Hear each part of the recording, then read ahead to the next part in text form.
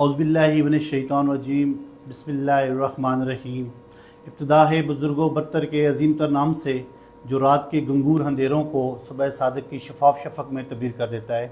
السلام علیکم ناظرین، آزادی ڈیجیٹل کے پروگرام حالات حاضرہ میں ہوں آپ کا میزبان سہیل مغل، اور ہمارے ساتھ موجود ہیں آزاد کشمیر کے سینئر صحافی تجزیہ نگار جناب جاوید اقبال ہاشمی۔ ناظرین، آج ہم بات کریں گے آزاد کشمیر کا جو سیاسی موسم یکدم جو اس کا درجہ حرارت بڑھ گیا ہے اس پہ بات کریں گے۔ بلدیاتی جو نمائندگان ہیں ان کا دھرنا ختم ہو گیا ہے، اس پہ بات کریں گے۔ کشمیر کونسل کے جو وسائل کی واپسی میں کون کردار حائل ہیں اس پہ بات کریں گے، اور دیگر موضوعات ہمارے پاس موجود ہیں اس پہ بات کریں گے۔ تو میں سب سے پہلے جناب جاوید اقبال ہاشمی صاحب آپ سے یہ جاننا چاہوں گا، بتائیے گا کہ ایک بار پھر آزاد کشمیر کا جو سیاسی درجہ حرارت ہے وہ بڑھ گیا ہے، اس کے پس منظر میں کیا کہانی ہے؟ بہت شکریہ سہیل صاحب۔ آزاد کشمیر کا جو سیاسی درجہ حرارت ہے وہ موسم کی بدلتی ہوئی حدت کی وجہ سے بھی بڑھ جاتا ہے۔ بعض اوقات پچھلے کچھ عرصے سے جو حالات چل رہے ہیں ان میں روزانہ کی بنیاد پر جو ہے نا اوپر نیچے ہو رہی ہے صورتحال، تو یہ جو اچانک معاملات ادھر ادھر ہو رہے ہیں اس کی بنیادی وجہ یہ ہے کہ آزاد کشمیر میں سیاسی استحکام نہیں ہے۔ سیاسی جماعتیں جو ہیں وہ معاملات سے غیر متعلق رہی ہیں۔ پیچھے جو تحریک رہی ہے جوائنٹ عوامی ایکشن کمیٹی کی، اور اس تحریک کے بعد سیاسی جماعتوں کا، سیاسی قیادت کا عوام کے اندر جانا جو ہے وہ تقریباً ناممکن ہو گیا تھا۔ اس لیے اب یہ حکومت کے ساتھ جو ہے چھیڑخانی کر کے سیاسی قیادت جو ہے وہ اپنی افادیت، اپنی اہمیت جو ہے وہ ثابت کرنے کی کوشش کر رہی ہے۔ دوسرا یہ ہے کہ آزاد کشمیر حکومت بھی جو ہے نا وہ عوامی توقعات پر پورا نہیں اتر سکی، اور حکومت کے اندر جو ہے نا وہ انتشار، اختلاف موجود ہے۔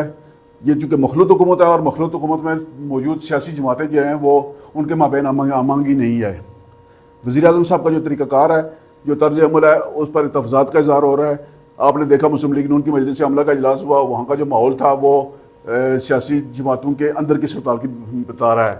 تو میں یہ گزارش کرنا چاہتا ہوں کہ جو آپ کہہ رہے ہیں کہ آزاد کشمیر کا جو درجہ حرارت کیوں بڑھ گیا ہے اچانک، یہ اس کے بڑھنے کی اصل وجہ یہ ہے کہ یہاں خطے کے اندر گورننس انتہائی کمزور ہے، ناکام ہے، عوام کی توقعات اور خواہشات کے مطابق نہیں رہی ہے۔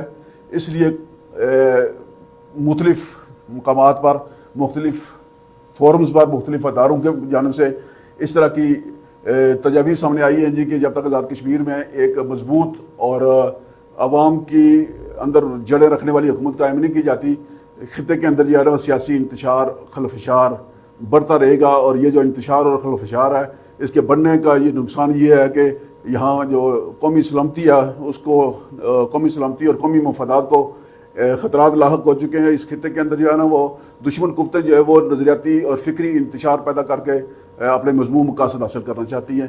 یہ بتائیے گا ہاشمی صاحب، اس وقت اسمبلی میں دو بڑی پارلیمانی جماعتیں ہیں، پاکستان پیپلز پارٹی اور مسلم لیگ نون۔ نئی سب بندیاں کیوں ہو رہی ہیں؟ کیا چیز سامنے آئے گی؟ آپ کیا سمجھتے ہیں؟ دیکھیں، مسلم لیگ نون نے تو تقریباً کلیئر ہو گیا کہ وہ حکومت میں شامل نہیں رہیں گے۔ کب یہ اعلان کرتے ہیں یہ اب ان کی قیادت پر منحصر ہے کہ وہ کتنے دل لگاتے ہیں۔ مسلم لیگ نون کے کارکن جو ہیں وہ اپوزیشن کا کردار ادا کرنا چاہتے ہیں، وہ حکومت کا حصہ نہیں رہنا چاہتے، جبکہ پاکستان پیپلز پارٹی جو ہے وہ اس کے اندر اس کے قیادت کے اندر یہ دلی خواہش ہے کہ وہ بقیہ 2 سال جو ہے وہ پیپلز پارٹی حکومت کرے آزاد کشمیر کے اندر۔ تو پیپلز پارٹی بھی اکیلے اس پوزیشن میں نہیں ہے، اور مسلم لیگ نون چونکہ اپوزیشن میں بیٹھنا چاہتی ہے تو اس کو وہ کوئی اس طرح کی فکر نہیں ہے کہ ہمارے پاس افرادی قوت ہے یا نہیں قانون ساز اسمبلی کے اندر۔ اور یہ جو پیپلز پارٹی ہے، ان کو اپنا اقتدار اگر یہ لینا چاہتے ہیں تو ان کو 12-13 ممبران اسمبلی کی ضرورت ہے، اور 12-13 ممبران اسمبلی جو ہیں وہ تحریک انصاف کے منرفین سے ان کو مل سکتے ہیں، اور یہ صرف اس کمٹمنٹ کی بنیاد پر مل سکتے ہیں کہ آئندہ الیکشن میں پیپلز پارٹی ان کو ٹکٹ جاری کرے۔ اور پیپلز پارٹی کے پاس کئی حلقے خالی ہے جہاں پیپلز پارٹی کے پاس الیکٹیبل امیدوار نہیں ہیں، تو اس لیے ایسے حالات نظر آ رہے ہیں کہ پاکستان پیپلز پارٹی جو ہے وہ تحریک انصاف کے منرفین کے ساتھ مل کر حکومت بنانے کی کوشش کرے گی، اور مسلم لیگ نون کوئی رکاوٹ حائل نہیں کرے گی بلکہ درپردہ اس حکومت کو سپورٹ کرے گی۔ یہ بتائیے گا ہاشمی صاحب کو ایسا فارمولہ بھی زیر غور ہے ہائی کمان کی سطح پہ مسلم لیگ نون اور پیپلز پارٹی کے درمیان، جس جماعت کے پاس نمبر گیم زیادہ ہوگی وہ حکومت بنائے گی، خواہ اس کے لیے مسلم لیگ ہی اپنی نمبر گیم کیوں نہ پوری کر لے، خواہ اس کے لیے میں سن رہا ہوں کچھ اطلاعات ایسی بھی ہیں کہ مسلم لیگ کوشش کر رہی ہے جو تحریک انصاف کے منرف جو ارکان ہیں ان کے ساتھ وہ رابطے میں ہیں، ایسے کوئی اطلاعات ہیں آپ کے پاس؟ دیکھیے اس طرح کی باتیں تو کافی عرصے سے چل رہی ہیں. بہت سارے لوگ جو ہے نا ممبران اسمبلی وہ آئندہ الیکشن پہ مسلم لیگ نون کے ٹکٹ پر لڑنا چاہتے ہیں، خصوصاً وہ جو ممبران جو پنجاب سے الیکٹ ہو کر آتے ہیں مہاجرین کی نشستوں پر. آزاد کشمیر میں بھی 2-3 ممبر ایسے ہیں جو تحریک انصاف میں چلے گئے تھے، لیکن اب ان کو اپنا مستقبل وہاں تاریک نظر آ رہا ہے اور وہ مسلم لیگ نون میں واپس آنا چاہتے ہیں. تو مسلم لیگ نون ان کو واپس لیتی ہے یا نہیں، لیکن ممبران اسمبلی کی خواہش موجود ہے کہ وہ مسلم لیگ نون میں شامل ہوں. اور پیپلز پارٹی کے پاس جو ہے نا یہ آپشن کھلا ہے کہ وہ کس کو لیں اور کس کو نہ لیں، کیونکہ پیپلز پارٹی مختلف مزاج کی عمل جماعت ہے. وہاں جو ہے نا وہ لوگوں کا آنا جانا لگا رہتا ہے، لیکن پیپلز پارٹی کا جو اصل جالے ہیں وہ ان لوگوں کو قبول کرتے ہیں یا نہیں. یہ اصل بات ہے کہ پیپلز پارٹی کا جو بنیادی کارکن ہے، نظریاتی کارکن ہے، وہ دیگر جماعتوں کے کارکن سے ذرا مختلف ہے. اس کے اپنے جذبات ہوتے ہیں، اپنی رائے ہے اور ایک اپنا اس کا مخصوص مزاج ہے. دیگر جماعتوں میں یہ بات نہیں ہے. پیپلز پارٹی کا کارکن باہر سے آنے والے جو ممبران اسمبلی ہے جو الیکشن کے دنوں میں آتے ہیں ان کو دلی طور پر قبول نہیں کرتے. جماعتی ڈسپلن کی پابندی میں وہ خاموش تو رہتے ہیں، لیکن وہ ان کے لیے اتنی جان نہیں لڑاتے الیکشن میں اور اس کے بعد بھی. چلیں ہاشمی صاحب، دیکھتے ہیں آنے والے دنوں میں کیا منظر سامنے آتا ہے.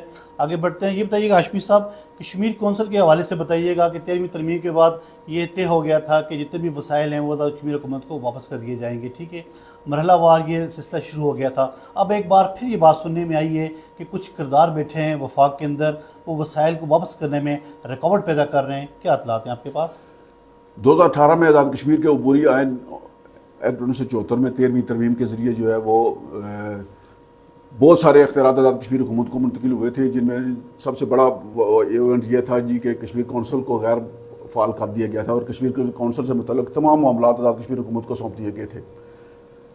اس وقت مسلم لیگ نون کی حکومت تھی. پاکستان میں مسلم لیگ نون کی حکومت شاہد حقان عباسی صاحب کی زیر قیادت اپنے اختتام کی طرف جا رہی تھی. جی آزاد کشمیر میں جو ہے نا راجہ فاروق قادر صاحب وزیر اعظم تھے، انہوں نے صورتحال کا فائدہ اٹھاتے ہوئے جو ہے نا یہ ترمیم کر کے سارے معاملات تنازع طلب جو تھے یہ تنازعات ختم کر دیے تھے. ایک معاملہ یہ رہ گیا تھا جی کہ جو پراپرٹی ہے کشمیر کونسل کے جو ملازمین ہیں اور جو وسائل ہیں کشمیر کونسل کے پاس جو بنیادی طور پر آزاد کشمیر کے لوگوں کے پیسے سے بنائے گئے تھے، وہ کس طرح آزاد کشمیر کو حکومت کو منتقل کیے جائیں. اس حوالے سے جو ہے نا بعد کی حکومتوں نے کوئی سنجیدگی نہیں دکھائی اور یہ معاملہ آج تک جو ہے نا یہ زیر التوا رہا ہے. اس وقت صورتحال یہ ہے کہ کشمیر کونسل کی جو ایک بڑی عمارت بنی ہوئی ہے کشمیر ہاؤس کے علاوہ یہ بلڈنگ ہے. کشمیر کونسل کے جو دفاتر ہیں اس سے ہٹ کر ایک نیا بلاک بنایا گیا تھا 3 منزلہ، جس میں فلیٹس وغیرہ بھی ہیں. اور وہ کس کے پاس ہے ہاشمی صاحب؟ وہ بلڈنگ جو ہے نا وہ ہے تو آزاد کشمیر حکومت کے حوالے سے کہ حکومت کے کنٹرول میں ہے، لیکن اس کا ایک حصہ جو ہے وہ جی بی کونسل کو دیا گیا تھا کرائے پر. رینٹ پہ دیا گیا تھا؟ جی کرائے پر دیا گیا تھا، جو تقریباً 15 کروڑ روپے اس کا کرایہ بقایا. ابھی تک کوئی پیسہ نہیں دیا گیا کرایہ. جی وہاں 3-4 فلیٹ ایسے ہیں جن پر مختلف لوگوں کے قبضے ہیں. ایک فلیٹ وزیر اعظم پاکستان کے نام پر رکھا گیا ہے جو کشمیر کونسل کے چیئرمین ہیں، اور وہ فلیٹ جو ہے وہ مولانا طاہر شریفی صاحب استعمال کرتے ہیں. اور ایک فلیٹ جو ہے وہ وزیر امور کشمیر نے رکھ لیا ہے، اور ایک فلیٹ جو ہے ایک جوائنٹ سیکرٹری کو دے دیا گیا ہے جو بنیادی طور پر آزاد کشمیر کے سیکرٹری قانون کے لیے مختص ہے. چونکہ یہ جو کشمیر کونسل ہے اس کو آزاد کشمیر کے محکمہ قانون کے ساتھ جو ہے نا اس کا ذیلی ادارہ بنایا گیا ہے کہ نوٹیفیکیشن کے ذریعے کہ محکمہ جو آزاد کشمیر کا لا سیکریٹریٹ ہے وہ اس کی نگرانی کا مجاز ہے. لیکن ابھی یہ ہے کہ وہاں جو صورتحال پیدا ہو چکی ہے کہ ملازمین تو آزاد کشمیر حکومت نے حاضر کر دیے ہیں، مرحلہ وار آ رہے ہیں، لیکن جو ٹرانسپورٹ ہے وہ ابھی تک ادھر ہی ہے. بہت ساری گاڑیاں جو ہیں وہ غیر مستحق لوگ جو ہے نا جونیئر ملازمین وہ استعمال کر رہے ہیں کشمیر کونسل کے. اسی طرح یہ جو فلیٹس والا معاملہ میں نے آپ کو بتایا یہ بھی ہے. اسی طرح اب جو وزیر امور کشمیر ہیں جو امیر مقام صاحب، ان کو بڑی بے چینی ہے کہ کشمیر کونسل سے ان کو کچھ نہیں مل رہا.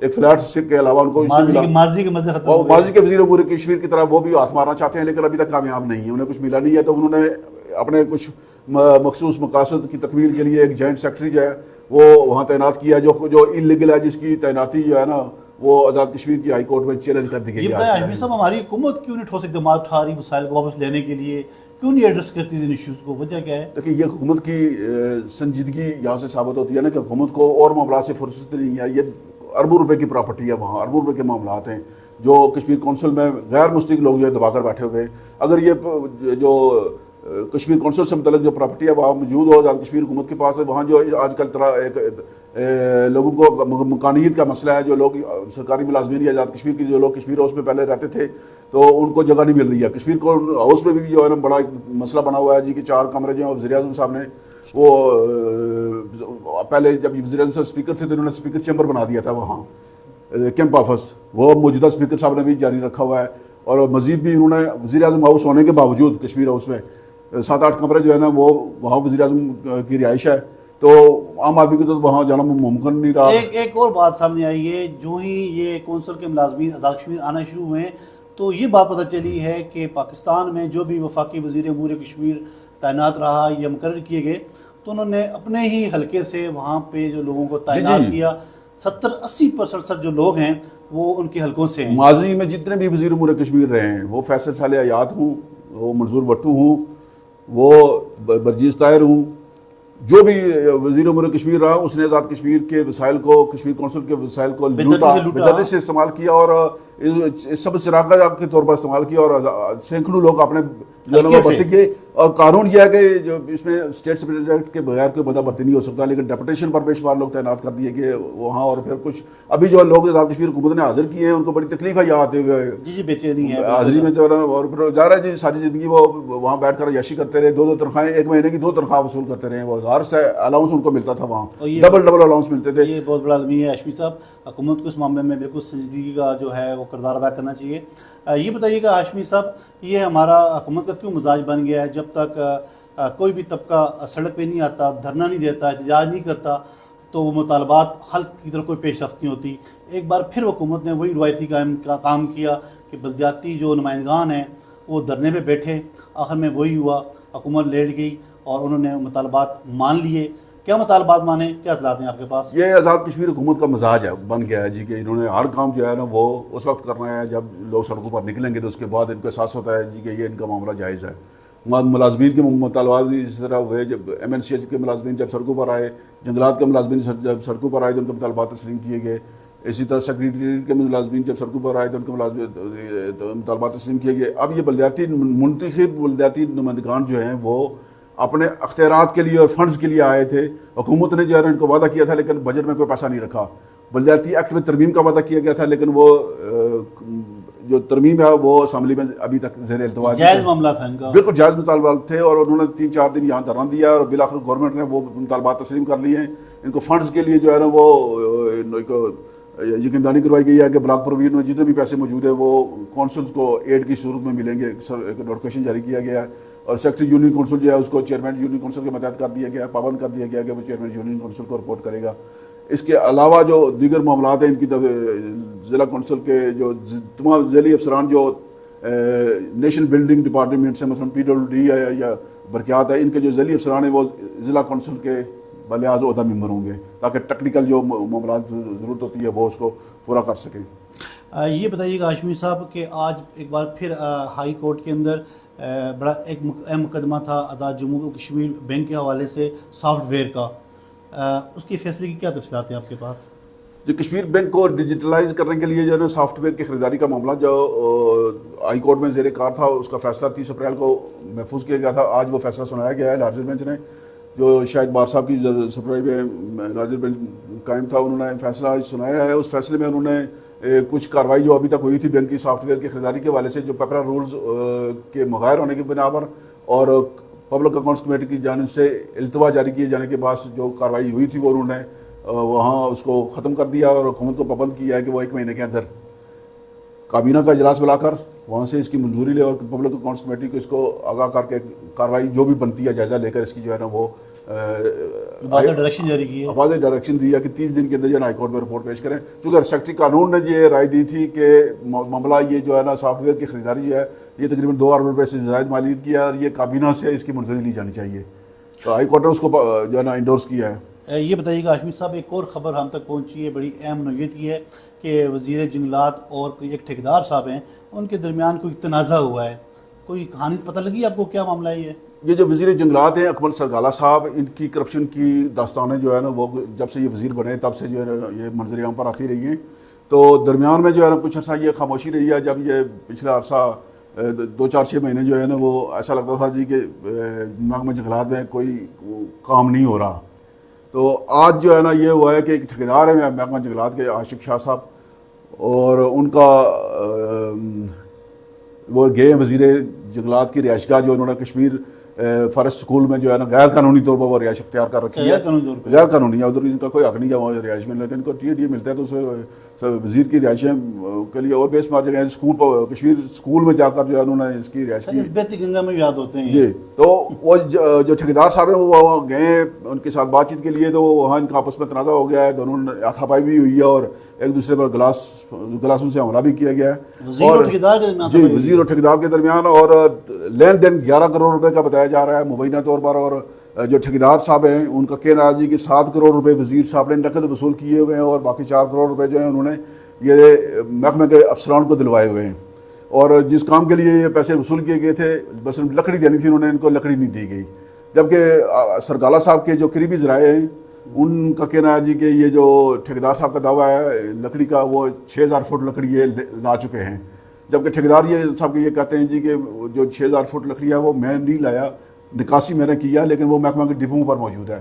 یہ جو جھگڑا ہے یہ اس لکڑی کا ہے جو پاکستان میں جا کر فروخت کی جانی تھی. یہ بتائیں ٹھیکیدار صاحب نے لکڑی فراہم کرنی تھی اور وزیر جنگلات نے یہ لکڑی پاکستان میں مہنگے دموں فروخت کرنی تھی. یہ بازی میں یہ کرتے رہے ہیں, کروڑوں روپے مالیت کی لکڑی انہوں نے پاکستان میں جا کر مہنگے دموں فروخت کیا, اور اپنی وزارت میں جانے کے لیے انہوں نے یہ آزاد کشمیر کی جو دیودار کی قیمتی لکڑی ہے یہ تحفہ بہت ساری جگہوں پر پہنچائی ہے. اور یہ بتائیں ہاشمی صاحب, وزیر اعظم تو یہ بات کہتے ہیں میرے سمیت میرے جتنے بھی کیبنٹ کے لوگ ہیں وہ نیٹ اینڈ کلین ہیں, ان کے ہاتھ آلودہ نہیں ہیں. یہ جو آپ نے کہانی سنائی ہے کرپشن کی, یہ کیا چیز ہے؟ بات وزیر اعظم صاحب سے اپیل کرتے ہیں آپ کی وساطت سے جی کہ جناب وزیر صاحب اس معاملے کی تحقیقات کروا لیں. آپ کا دمن تو صاف ہوگا, آپ تو جب سیٹ سے ہٹیں گے تو پتہ چلے گا کہ آپ کا دمن کتنا صاف ہے. اور آپ کی ناک کے این نیچے یہ وزیر جنگلات نے جو اندھیر نگری مچائی ہوئی ہے, جنگل کا قانون بنایا ہوا ہے, یہ جنگل کے قانون کی طرح جو ہے لوٹ مار مچی ہوئی ہے. آزاد کشمیر کے وسائل کو جو ہے دونوں ہاتھوں سے لوٹا جا رہا ہے, جنگل کے وسائل کو دونوں ہاتھوں سے. ایسا سمجھ رہے ہیں کہ وہ محمد سنگھ سرگالہ کی وراثت ہے یہ. تو اس معاملے کی تحقیقات کروائیں, اس ٹھیکیدار کو بھی بلائیں اور وزیر کو بھی بلائیں, بتائیں وہ کیا. پھر وہ کچھ بیوروکریٹ بھی ادھر گئے ہوئے ہیں صلح کروانے کے لیے, کچھ غیر متعلقہ لوگ دونوں پارٹیوں نے بلائے ہوئے اپنی حفاظت کے لیے یا اپنی مدد کے لیے. تو اس واقعے کی تحقیقات کروائیں. جو اس وقت ابھی بھی بندے بیٹھے ہوئے ہیں کشمیر فارسٹ اسکول, اس وقت بھی وہ بندے بیٹھے ہوئے ہیں اسکول کے اندر, اور مذاکرات چل رہے ہیں دونوں پارٹیوں کے درمیان. تو پولیس بھیج کر, انتظامیہ بھیج کر, کسی اور ذریعے سے آپ چیک کروا سکتے ہیں کہ یہ تنازع کیا ہے اصل, تو پتہ چل جائے گا. بہت شکریہ جناب جاوید اقبال ہاشمی صاحب. ناظرین, آپ نے ہمارا پروگرام دیکھا. آج ہم نے اپنے پروگرام میں کشمیر کونسل کے وسائل کی واپسی کے حوالے سے بات کی. آزاد کشمیر کے سیاسی موسم میں درجہ حرارت کیوں بڑھ رہا ہے, جاوید اقبال ہاشمی صاحب نے تفصیل کے ساتھ بیان کیا. اگلے پروگرام تک کے لیے نئے موضوعات کے ساتھ حاضر ہوں گے. تب تک کے لیے اللہ حافظ.